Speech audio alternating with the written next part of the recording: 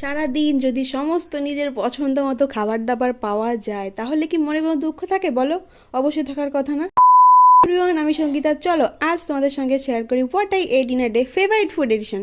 তো সকাল সকাল ঘুম থেকে উঠে খেয়ে নিয়েছিলাম এক গ্লাস চিয়া সিড, কারণ দিনটা তো কিছু হেলদি দিয়েই শুরু করতে হবে। তারপর 20 মিনিটস পর খেলাম চা আর তার সঙ্গে বিস্কিট।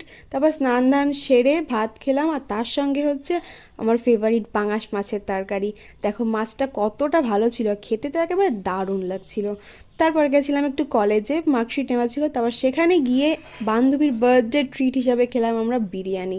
বিরিয়ানিটা যা ছিল না, বিরিয়ানির সঙ্গে ছিল চিকেন চাপ, দারুণ লাগছিল খেতে। তারপর আসলাম বাড়িতে এসে দেখি আমার মা বিস্কিট বানিয়েছে, তো সেটা একটু খেলাম।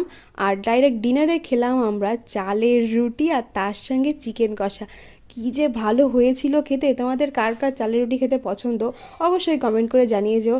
আর সারা দিনটা আজকে আমি আমার সমস্ত ফেভারিট খাবার দাবার খেলাম।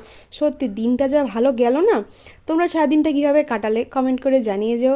আজকের জন্য এটুকু। সকালে অনেক ভালো থাকো, সুস্থ থাকো, বাই বাই।